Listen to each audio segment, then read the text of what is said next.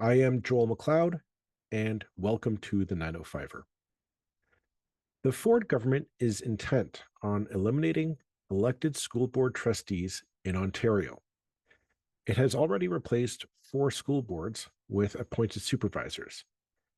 And in our previous episode, we spoke with Nokha Dakroub, a former Peel School Board trustee, about why she believes school boards need to have appointed members, similar to those of hospital or police boards. As we stated in that episode, we wanted to do this topic justice. Rather than do what other shows would do and have two people of opposing sides yell at each other over their opinions, we thought we'd give each side a proper episode. In the end, we'd let you, the audience, decide for yourselves. And to that end, we present to you part 2 of our series on school board trustee reform. We welcome back to the podcast Andrea Grebenc, former chair of the Halton District School Board. Andrea has been an outspoken critic of the Ford government's approach to trustee reform, citing the government's efforts as an erosion of democratic norms in our education system, which strips away elected trustees' abilities to advocate for student success, as well as finding economical and practical applications to Queen's Park education policies on the ground in our local schools. She joins me today to present her argument on why Doug Ford should keep his hands off our school boards. Okay, well, thank you, Andrea Grebenc, for coming back. I don't know what round this is for coming on the 905. You've been on a few times as when you were the chair of the Halton District School Board. You are no longer the chair, but you've been you're an MPP candidate in Burlington. You have the experience as a chair, and you are a proponent of kind of keeping school boards as an elected position accountable to taxpayers in Ontario. Andrea, very much thank you for coming back on to the 905er. Well, thank you so much for having me. I was so happy to get the invite. Well, this is kind of I'll be honest, as we're recording this, there's a number of stories happening in Ontario, and I kind of had to pick one. We tend to follow a lot of the education file on this, and we're all for reform, and we're all for okay, we gotta keep up to date with the times, right? This isn't we aren't in the schoolhouse off in the country anymore. The education is a far more diverse, dynamic, and I think if we're going to compete in the 21st century, we need to be ahead of the curve in terms of ensuring that our kids have the best education system possible. I kind of want to hear from you, when the Premier and Paul Calandra, the Minister of Education, are talking about eliminating school board trustees. I know that you are very much against that idea. I want to hear why you think that's a bad approach. Well, there's a few things. The first is I am truly against an administrative, centrally governed system that's supposed to take care of all Ontario, because what happens in Niagara is very different than what's happening in Sudbury, and it's across the province. We look at, as trustees, we take the information and the policies from the ministry and we test them against the real life classroom experience locally, and we go, hey, this may work or this will not work, and something that might work in downtown Toronto may not work in Thunder Bay. So, or beyond in the rural areas. I think that it's and let's be honest, if you're working centrally in Ontario, it's going to be from a perspective that will be downtown Toronto. Everything that this government tends to do is very Toronto-based, as we've seen. And yes, I suspect that if they want to govern the school system centrally, it'll be from that perspective as well. I also think that we need local voice. We need a place for parents in the community and students to voice their opinions, to tell us what's going on. One of the mandates of the trustee is to take issues from the community and bring it to the board table. Mhm. And I mean, we've already seen supervisors in the 5 boards that have been taken over be very unaccountable to the communities that they're supposed to be serving. We're seeing now in Toronto, they're not even going to be streaming committee Right. meetings, which the minister has now said that that is uh, that's happening because of political commentary that's happening Okay. at the board table. And Well, that's, so do we get rid of Queen's question period at Queen's Park? Because that's what they okay. do. Well, but to give the minister the benefit of the doubt on Mhm. this one, this is coming off. I mean, we had a case of the infamous story in the Brant Halton Catholic District School Board, where their Yes, trustees took tax dollars to fly to yes, Italy to go on a $190,000 shopping trip for art, quote unquote. yes. I, And I, I I am completely against that. okay, That was wrong. And there should be consequences for but that. I mean, I know of trustees, not in the Halton public, but I know in Halton Catholic there were trustees that wanted to go on trips to Europe to tour Auschwitz for Mhm. whatever reason I don't know. You know that like that You but know, I that's do touchy. But like, believe. I do think the public's like, these are abuses of taxes. Like, that's not your job, and I don't see how that improves your position. So, is there something wrong saying like, okay, enough's enough. You've ruined this for everyone. Too bad, so sad. But something needs to be done to protect the tax dollar. I get you, Joel, but I also want to point out that that board that went to Italy is not one of the boards that was taken over. Well, okay, I hear. No, no, you're right. So, in fact, the boards that were taken over, and the reason was because of fiscal mismanagement, they were audited by PricewaterhouseCooper and they found no issues.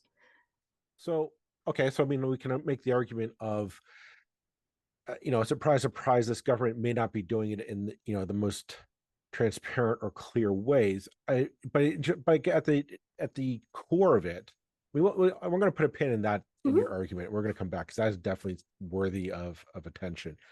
But I want to kind of focus on the general idea of trustee reform, because I mean, if you ask the average taxpayer who's your school board trustee, they're going to say, I don't know, the or MPP or whatever. Like, they might not even know that how a school board Mhm. operates.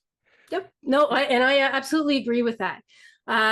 In fact, when I was a trustee and when I was chair, I was getting calls from the community who were asking me for very operational things, and I had to, tell them Mhm. that my role wasn't to dig into a classroom to, I had questions about bullying, like specific Right. incidences, and the trustee role is more about policy than about digging into those operational kinds of issues.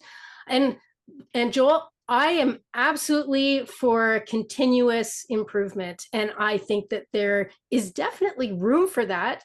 I think the role hasn't been looked at for a long time and could be improved, but that doesn't mean eliminate. So what improvements would you want to see then, if if you're given the pen to start marking up the Education Act? What would you want to see change in terms of empowerment or removal of powers, maybe of trustees? Like, how would you reform the system? Uh, I think I would make, for one thing, I would make it clearer to both the trustees and to the community, a little more education on the community side, what the role actually is. And we don't have, or the trustees don't have any kind of taxing powers like they used to, but they should still have a governance role in how that money is directed within their system. I know when I was with the Halton District School Board, we were the lowest, the Catholic board in Halton and the public board in Halton are the two lowest funded boards in the province. And so there was a lot of, taking from this pocket and putting into other pockets. We were often, trying to find money here, there, and anywhere to put into the special education fund, and the fund. So, and I have to say that is not specifically from this government. When I became chair of the board back in late 2017, I was talking to the Minister of Education in early 2018 about the problems with the funding formula, and that was a Liberal government. So it's something that's needed changing for a long time. I think that the position of trustee needs to, I always saw the position as a way, as I've already mentioned, a way to kind of test the policies that are coming from the minister and commenting back and putting a sense of reality. In the provincial system, in Ontario specifically, we don't have a Senate. Okay, so any kind of legislation that changes the education system, it just requires the readings and then it gets assent. And so that missing, sober second thought needs to really come from somewhere. And in the education system, that kind of should be on trustees. That's what I think. That's an interesting perspective on something no one's actually been brought up in this whole debate. I think that's something I kind of want to touch upon, is that you're right. We, at the federal level, you have our two chambers, the House and the Senate. Now I know people are are shutting at the podcast right now, like the Senate should be done away with, maybe, but it's there, and that's its purpose. Is, you're right, to be a sober second thought. I've never thought about that in terms of education. Now, so would you be? I mean, already it's at an arm's length, but I mean, for most people, I guess that the system, how it currently works, is the government kind of takes care of your negotiations with your union representation, because there's collective bargaining. It's a three-way table, but because the province is the purse holder, the province is the one who signs the check of, they come to agreement with the union, and they'll sign the check to the boards, depending on how many teachers are in each respective board. Here's your check to pay for their salaries. Ultimately, they're the ones who are going to have to pay for maintenance or the building of new schools, as populations change and grow. I kind of want to get a bit more into, like, where's that governance come into play? Like, where's the opportunity to kind of really shape education at a local level? Okay, well, I'll give you an example, and this is also kind of included in information that I put out earlier. So in 2019, the government was going to legislate for e-learning courses for a high school graduation requirement, as well as increased class sizes in most levels across both the elementary and secondary panels schools. And looking at our local, as trustees, we asked staff, what are the implications locally? And so they brought us back information. How is this going to affect schools? And we saw that class sizes in some classes were going to get up close to 40 students. And because there's a whole balancing act that happens in classes. If you need to have a class for 12 students because it's a very specialized class, you have to balance that with a very high enrolled class to make that class average work, right? So it's not, oh, my class was, when I went to school, there were 30 kids in the class. Well, that's not what we're talking about. We're talking about some classes that are closer to 40. And so we saw that and how it was going to affect our schools. And then looking at the e-learning side, this was, of course, pre-COVID. There was no evidence that this was actually going to be good for students, student achievement or well-being. And so what we decided to do was go out to our community, and we held focus groups across our region, one Burlington, one Oakville, and one that was a combination of Milton and Halton Hills, Georgetown. And then we did a survey, and we did that because the province actually said it was going to do a public consultation. They said it very quietly. In fact, I went to the local MPP in Burlington and I said, we're thinking of submitting something for the public consultation, and she didn't actually know that there was one going on. So I had to send her information about that public consultation. And so we did the survey, we did the focus groups, we gathered a report. Our survey had over 6,800 people respond, which is actually quite a good number. Sent in our report as part of the consultation, also sent it to the opposition education critic at the time. She brought it up in the House. We suspect it wasn't confirmed because the government's never really said, but we suspect that our public consultation actually had more respondents than the provincial-wide consultation did. And it overwhelmingly said from our community that they did not want 4 mandatory e-learning courses, and they did not want class sizes to rise.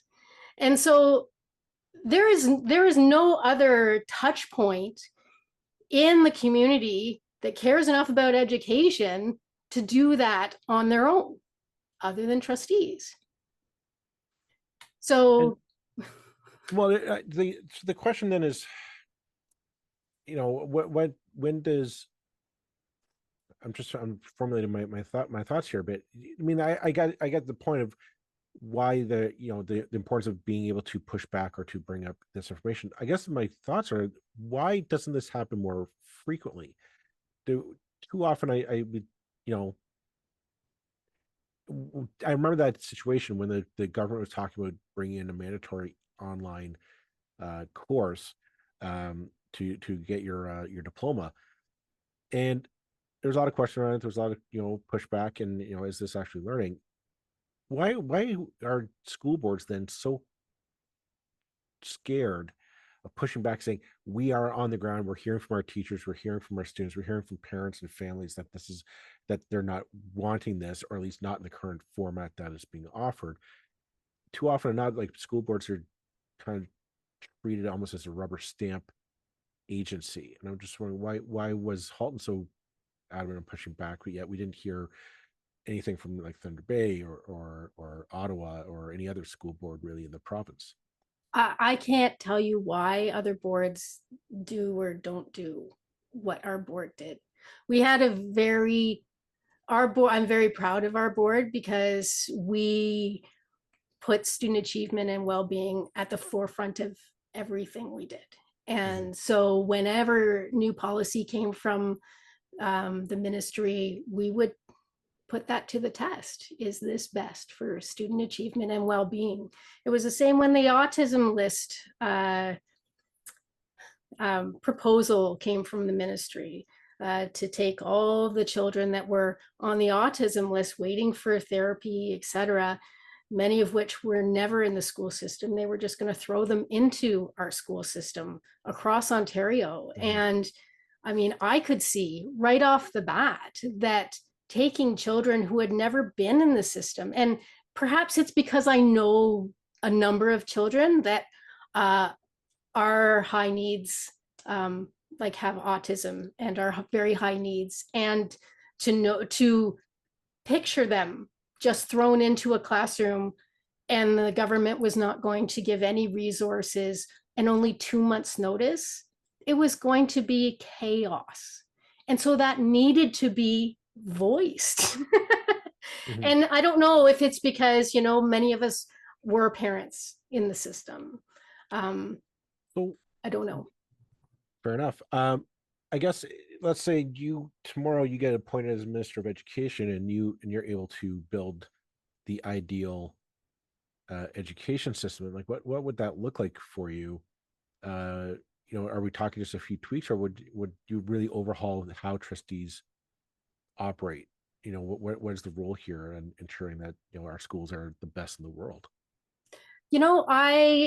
I would look around, because I know that it's being done better somewhere else.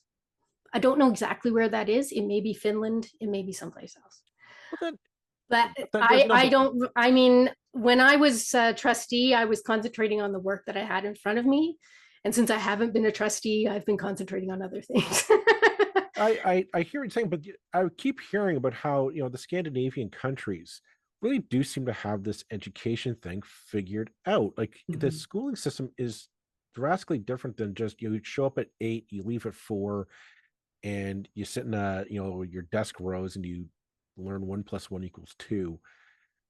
They really do seem to have figured out, and like I dare say, I don't consider Denmark, Norway, Sweden, or Finland to be horrible countries to live in. So why is there a reluctance? Is it just that we're locked into this system, like we're locked into this pattern, There's, and it's just we cannot imagine anything different than what we have I think that currently? that might be a big part of it. We are really stuck. I mean, um, I come from a family of teachers, and of course, I still have a child in the system.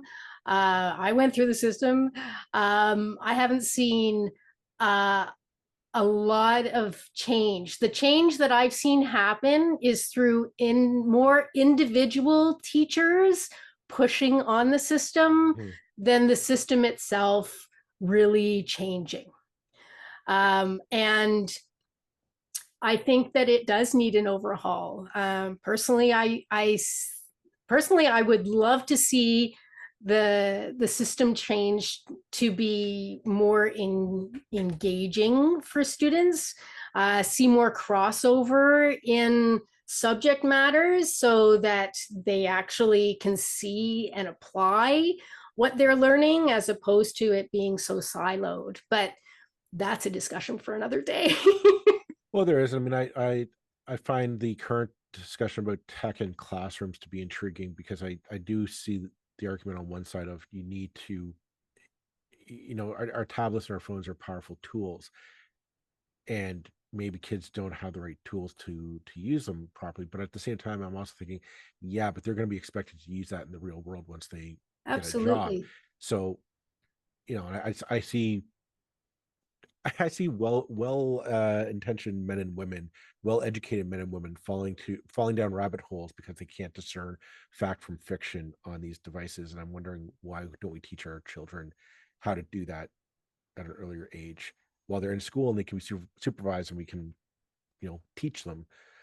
Um, but again, that's probably a discussion for another time. I want to circle back to a point that you made earlier, and that is about the accountability of the current system that we're going through. The minister is pushing forward on this trend to eliminate the trustees of 4 boards. He's talking about possibly eliminating all trustees altogether Mhm. of every board in Well, the except province. for he's talking about keeping French and Catholic trustees Well, with a very diminished I've heard that responsibility. might be, who knows. Who knows? I've seen some reports where he's kind of muddied that water a bit. So I'm not going to say that's an. But either way, like right now, I know we're moving into. Uh, he's eliminating the trustee rules, and he's appointing a supervisor that nobody seems to know who these supervisors are, which is a striking. Or what their job description is, or Well, what are they, that how are people supposed to get a hold of these people, and where are they supposed to be working? I understand one of the Toronto boards is actually working out of his his lawyer out of his law office in like Markham or something. Well, how is anybody? Well, that's it. But that's just like what this. I can understand wanting reform of the system. That is reasonable and a Yeah. discussion that should be held in the public. But this seems I don't get this. I don't know what's the point of taking two of the largest boards in the province, hundreds, if not billions of dollars on the line between salaries, real estate, programming, Mhm. and put it in behind closed doors. Now, is this just, I don't want to say this is par for the course for the Doug Ford government, but man, like this is shady as all get out. That we don't know where this is like the biggest file on the province budget behind healthcare and education. That's it. They compete for the top dog on the budget, and we're doing this behind closed doors in Markham apparently, or wherever. We don't Or know. wherever I mean, I understand in London the supervisor's not showing up to board meetings. There doesn't seem to be a expectations. Like there's nothing laid out that this position that seems to be making $360,000 a year, which is coming out of the education budget. Are they? So I want to just clear. A lot of people think trustees actually make money, like. Right. And it really depends on what board you're in, how much money is given as an honorarium. The base is $5,000 a year. And then there is a enrollment portion depending on how many students that your area oversees. So I can tell you in the Halton District School Board, where we had 11 trustees, the regular trustees, so not counting the vice chair and the chair, which had a $5,000 and a $10,000 top up.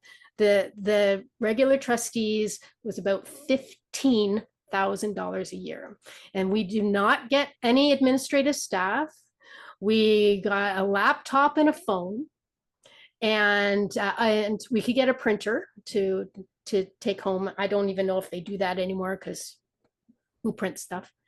Um, and that would be it. Any letters we wrote within ourselves. Anything, we could ask. If we were going to the education conference, we could ask a staff member at the board office, like the director offered his administrative assistant to help book that, but otherwise we were on our own. Right. So I mean, like we're not talking about saving the public the public coffers, billions of dollars that could be reinvested. These supervisors actually cost more than an entire board in many cases.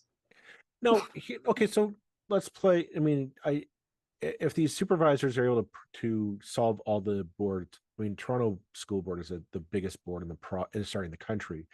If one person's able to solve all their woes that they've been experiencing, good on them, and I guess you've proven us all wrong. My suspicion, though, is nothing's going to get solved, and some problems are going to be left untended to, or possibly made worse.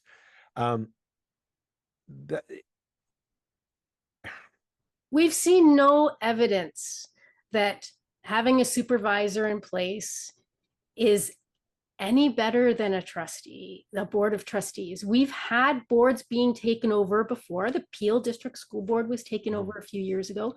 We've seen no evidence that, there were better student outcomes in achievement and well-being by having that supervisor. What would kind of be the worst case scenario? Like if this person comes in and just can't handle.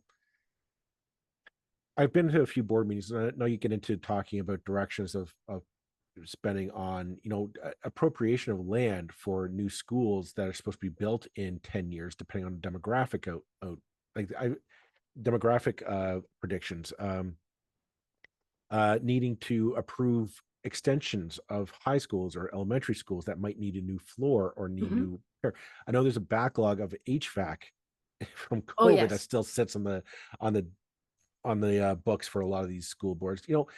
These things cannot be like, these things are supposed to be done on a board because they're supposed to be battling different needs, different priorities. If one person can't figure that out, what's the worst thing that could possibly happen? Like, are we looking at 3 years of just stagnation?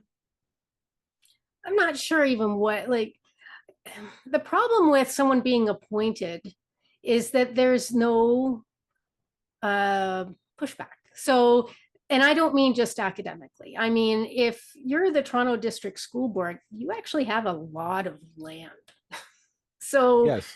um, the Board of Trustees has to approve that land being, um, sold. So, if you don't have a Board of Trustees and you have a supervisor that's been appointed by the province, are they going to protect that land so that it's available for the future of the board? I'm not sure. Do they have ties to the community the same way that trustees do? Like, I mean, in Halton, we closed 2 high schools in Burlington. One of them was actually a high school I attended myself. And so there was a lot of community interest and consultation happening whenever when that was happening, or whenever there were school boundary issues, school naming, all of these things that a supervisor by the stroke of a pen can just take care of. Do we want to eliminate the voice of the community? Because that's what you do with a supervisor. Yeah, and once it's gone, we can't get it back. I've seen the fights over school closures, and they're not pretty, because I mean, that's for if you live in a neighborhood, because I mean, if you think about it, we build all of our neighborhoods around schools, right? Like every neighborhood that we live in, if chances are, folks, you're listening to this podcast, in your neighborhood there is a school that's in your neighborhood. It's a part of your neighborhood that the kids go to, or maybe it's starting to dwindle down because population demographics and whatever have you. But once a school closes, it's gone for good.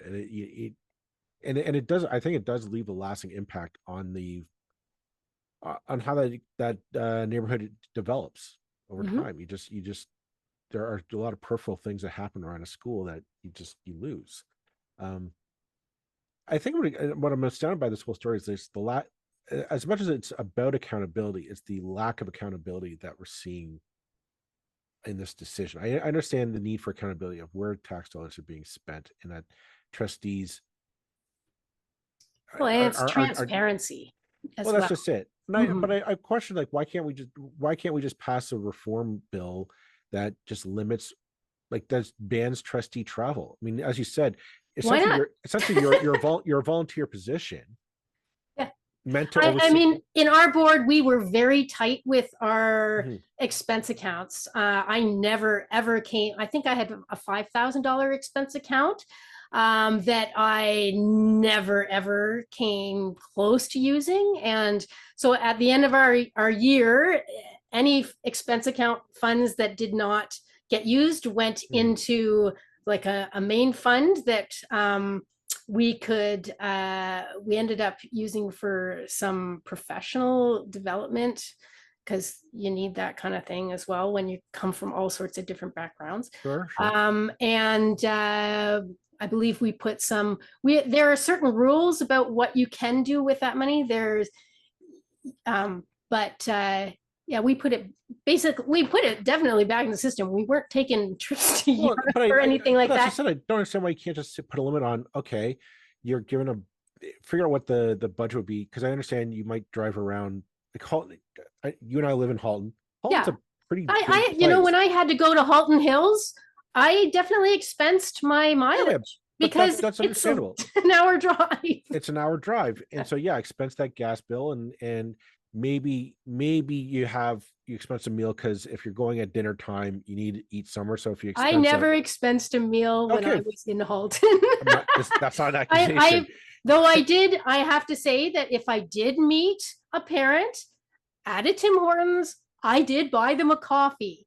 And if sometimes when I went to school council meetings, I would bring like cookies or something. And I did Sure. expense those things. Nobody's coming to my office because my office is my home. But that's just it. Like, this thing is not a break the bank No.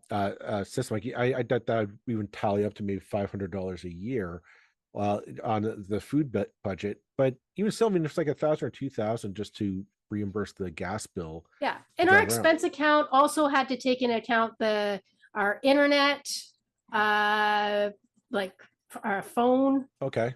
And things like that too. So, I mean, that part adds up. And there was an education conference in Toronto that it was expected we would go to, and we would go to it. So that cost money too.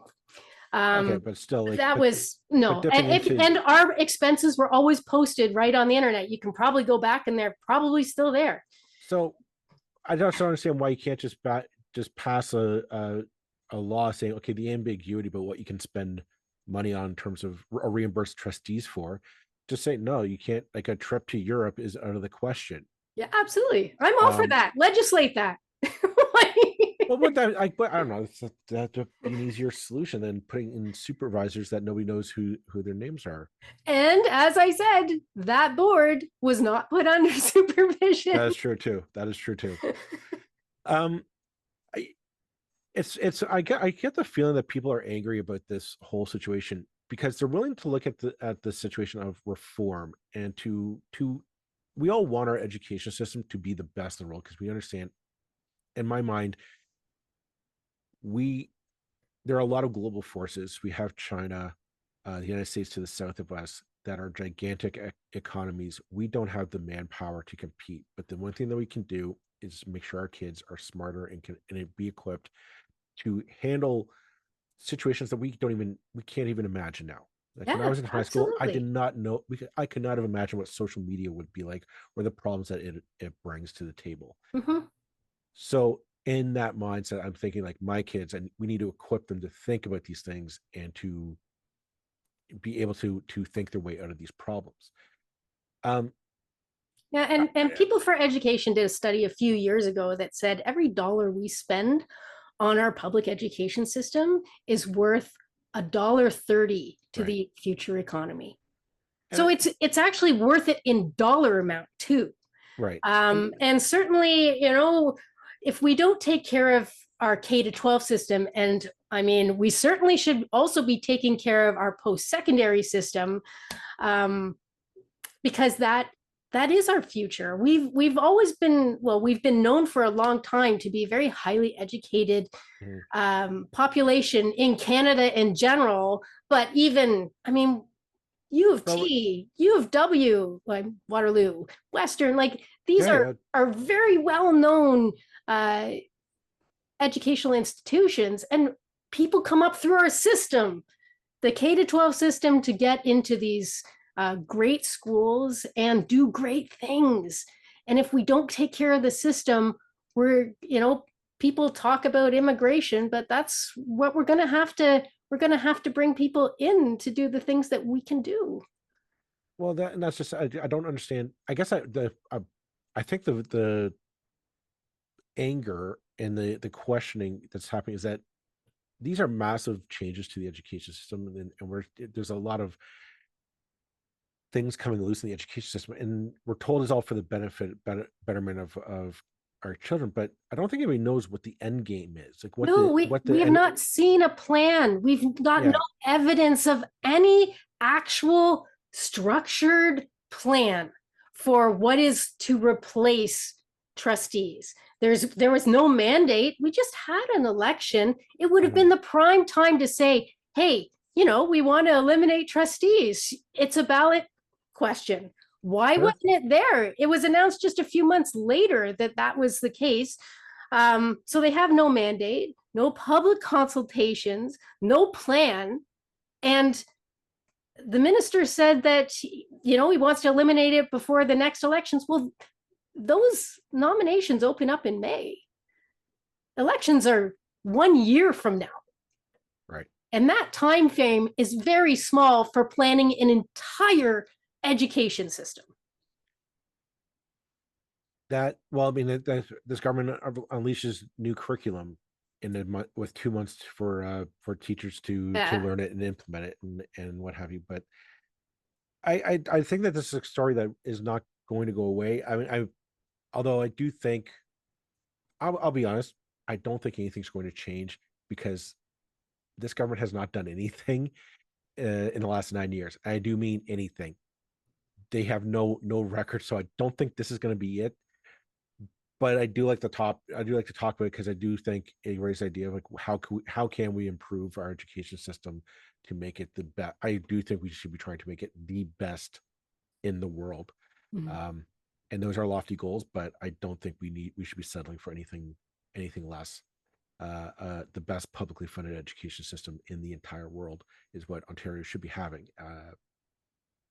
And if that's controversial, so be it. I will stand by it. I'm going to leave it at that because we're recording this at night, and yeah, we're tired. It's the end of the day. But Andrea, very glad to have you back on. This was a great conversation. Probably not going to be the last one we're going to have on this topic. So I'll leave the door open for you to come back anytime in the future with whatever happens next. Okay, sounds great. Look forward to it. You take care.